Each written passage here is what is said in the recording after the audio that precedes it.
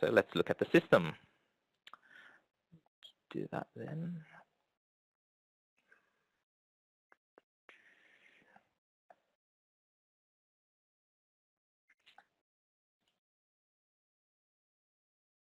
Okay.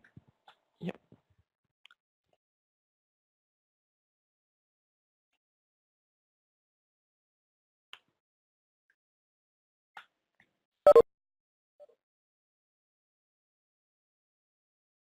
Okay, so just logging onto this system right here. I'm just going to show the version. So what we have here is Unit4 Business World on Spring 2017. So version 7, so milestone 7. And as you can see here, under, so same place as you would have it in the desktop, under Common, we have the workflow folder. So under here, we've got workflow, and so we've got task management, process definition, items to follow up, distribution rules, as well as your alerts, workflow user information, reports on workflow, and fixed registers. So you have all the same menus here as you have on the desktop. So first thing I'm going to show you is the process definition. Excuse me. So again, very similar to what we have on the desktop. We've got a process tree on the left-hand side, and you've got your folders the way you have organized it in desktop.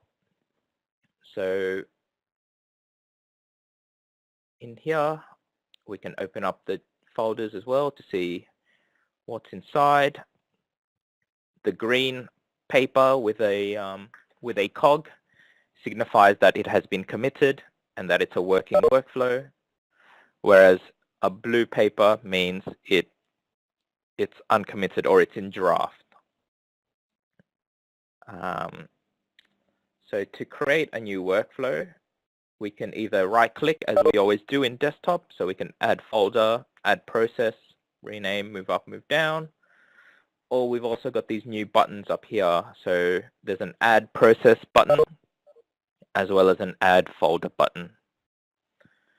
So what we're going to do, we'll just create a new process, and now we have a new pop-up called add process. Sorry.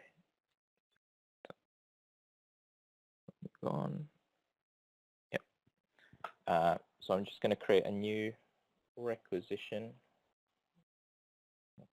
number 2, just for example. And again, we're going to select the element type from the list below.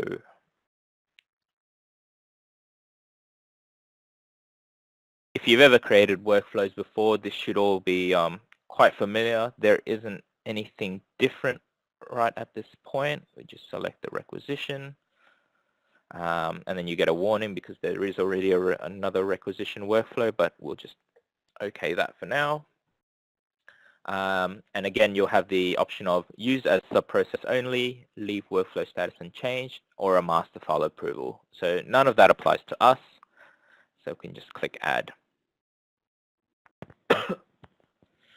Okay, so now we've got the requisition 2 process definition, as well as the workflow map here.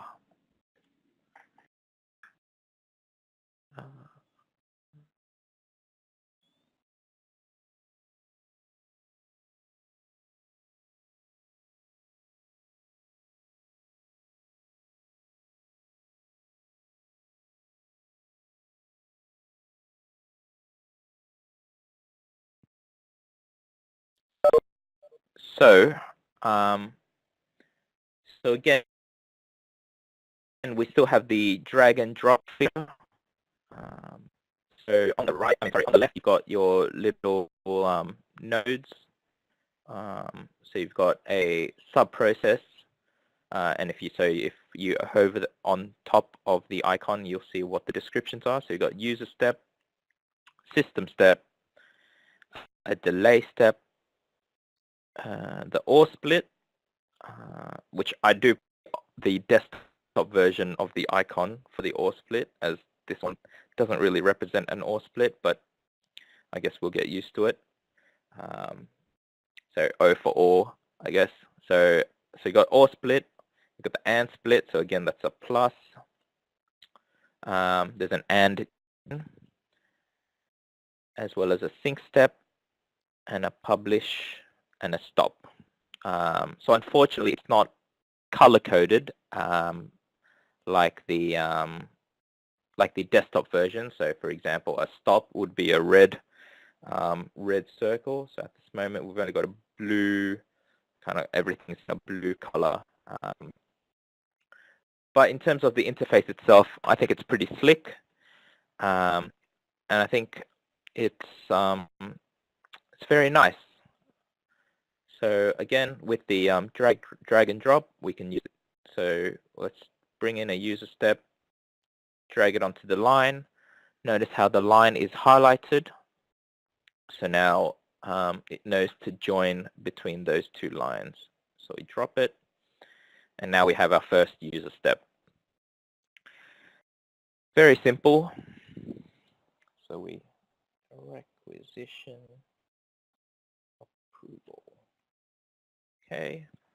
Again, we give it a name, a description, and then we can attach it to a rule group.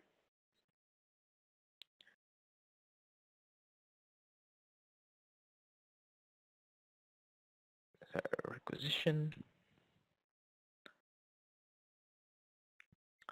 And notice now that there's no longer it's no longer called function. It's actually called a screen, which makes more sense for the user. So now we're just selecting what screen you want that user to be displayed with. So it's just a requisition approval. And again, your tabs are the same. You've got setup, step setup, actions, deadlines, and options. So we'll go through them one by one. You've got approval. We've got the approve action, and we've got the reject action that we can bring through.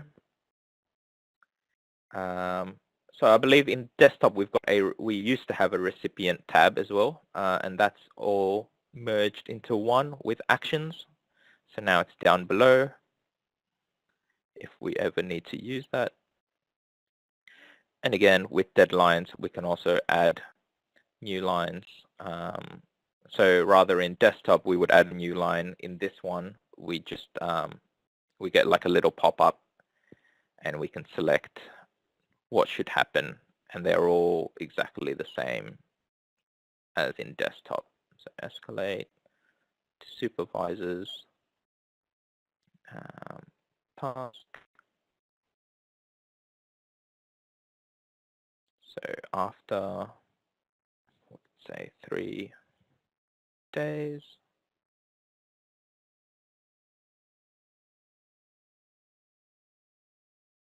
and then based on a delivery date, for example. Okay. So no surprises here. And then again, your options as well. So your automatic approvals and your two-step approvals are now brought into this option tab rather than the step setup tab in the first tab. But in terms of the actual options and functions, there is nothing new. They're all exactly the same. Okay. So again, we can drag, and notice how there is a faded blue line down at the bottom. So just like in, I think, Microsoft Word or PowerPoint or other Office products, you've got a auto alignment. So if you're kind of like a perfectionist, like I try to be when I'm creating workflows in desktop, this is much needed as everything is kept in straight lines. So so all the little perfectionists in you, rest easy. We can create very nice diagrams in the web now. So let's add an OR split. Again, we'll just drag and drop. we've got a new split. We've got a new split criteria up here. Oh, what happened here? Yep. Okay.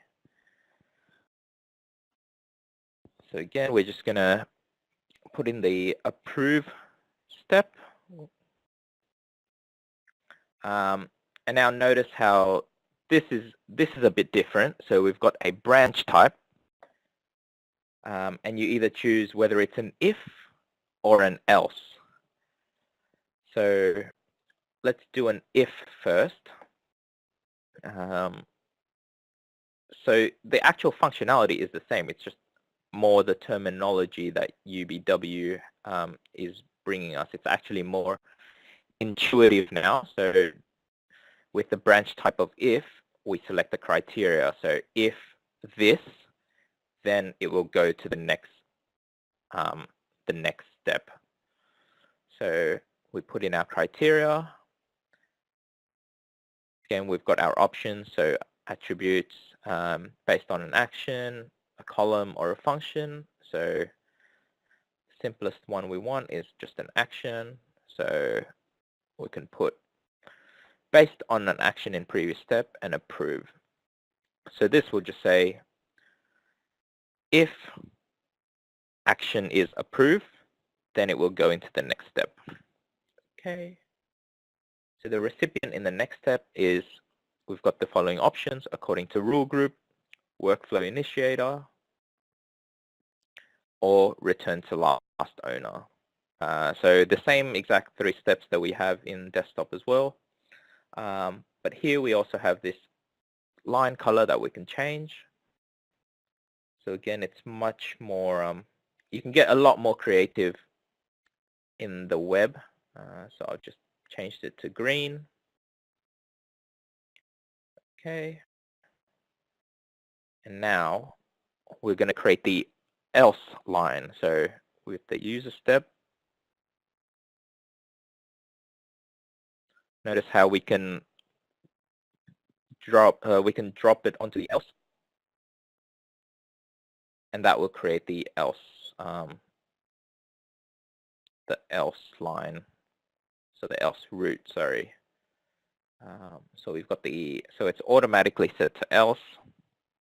The description is else. We can always change that. And the recipient in next step is, again, we've got the 3 options according to rule group, workflow initiator, and return to last owner. So what you may have noticed is that we no longer have the rollback option. So that's just completely gone. Because I think back in the day in desktop, you had to select rollback before you can select workflow initiator. Otherwise, it'll automatically revert back to rule group. So now they've simplified that process, and we no longer need to select rollback at all. So we just select workflow initiator, and so that will send the task back to whoever registered that requisition for this particular example. So again, we can change the color or change it to red because it's rejected.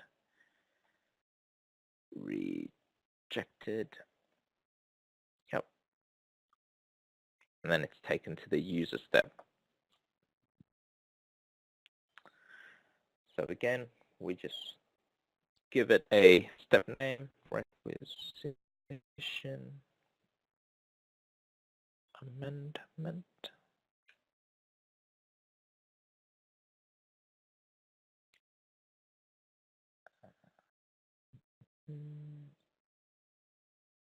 And here, even though it doesn't matter, because it'll go to workflow initiator, it is a mandatory field, so we always put in a dummy rule. But I can, here we go, no rules. Let's do it to that. And then again, we select the screen. So because it's a amendment, we just send it back to the requisition standards. Okay, and finally, we can set the action. Task complete, sounds good.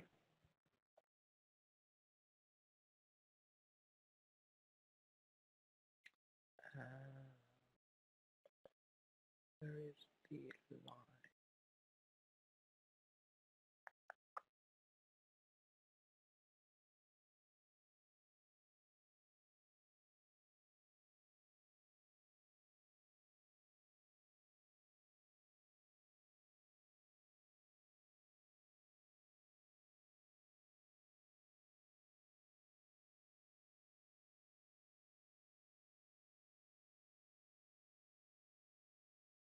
Hold on. Bear with me.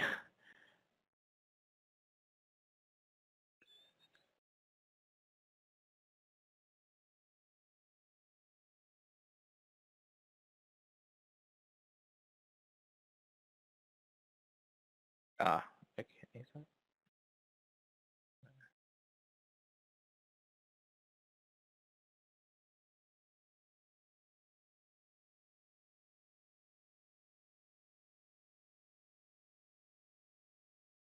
Sorry, I'm trying to find the line, how to add a line, and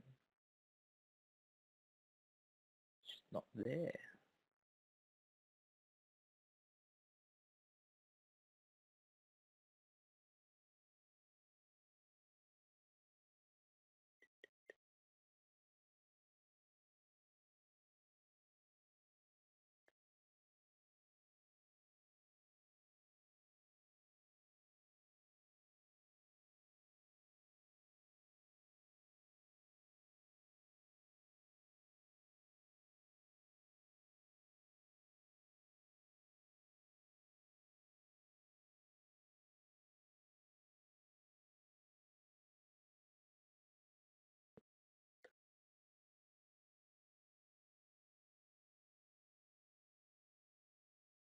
Okay, that didn't work.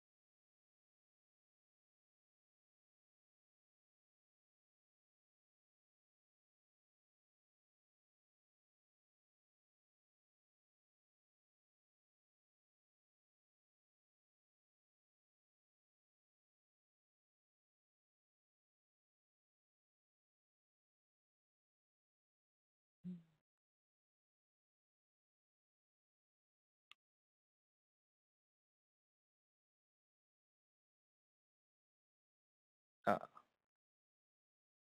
there we go. Thank you.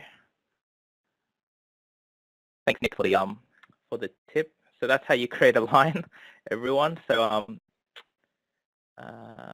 it's with this little circle. You kind of have to, like I said, because it's a flow, you have to take the line where the arrow is. I think that's how Unit 4 has thought about it. So the way I did it was drag the little ball, and put it where you want the next step to go to. So that's how a line is created. There we go. Even I'm learning something in webinar. Okay. So that's just a simple workflow, and for the most part, except for the line thing, it's all very intuitive and very similar to what you would find in the desktop version of a workflow process definition. Again, you would also validate, and again, we get the same prompt. That's a diagram validated OK. And then we can also have the option to activate it, park, save as draft, and again, delete, print, import, and export. Again, you've also got the zoom in, zoom out. So if you've got a large workflow diagram, you can always see a bigger version or a smaller version. So yeah, for this one, I'm going to save as draft, just because we already have another requisition workflow there, and we don't want to overwrite or do anything. And again, so that's creating a process. To create a new folder, exactly the same. You just create a new folder, press the same button. Oh, sorry, press that folder button, and you would set purchasing. Okay. So very easy, very simple. So that's the process definition. Okay.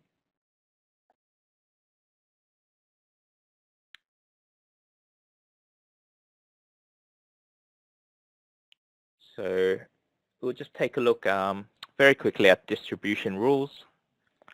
But again, it should look exactly the same. So we've got type ahead on the lookup.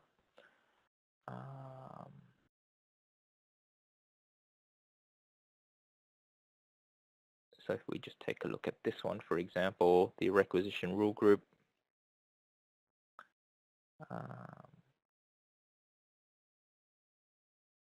We can have the various rules. Oh, wait. Okay, so I guess this is the difference here in the rule group. So we select the rule group, but then underneath, where you normally have a drop down for the actual rules, here we would have we just have a list of rules rather. So let me see if I can demonstrate the difference. Distribution rules.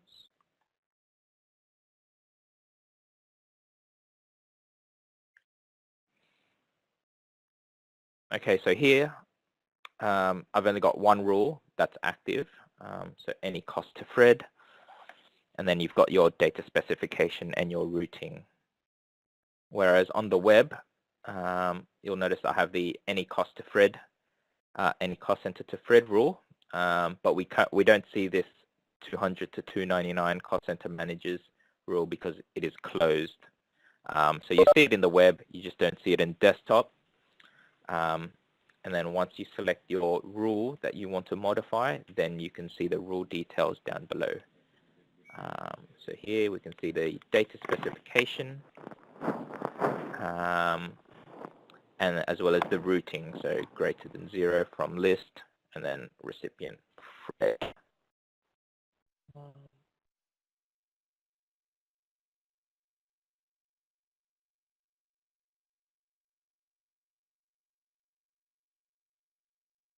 Okay.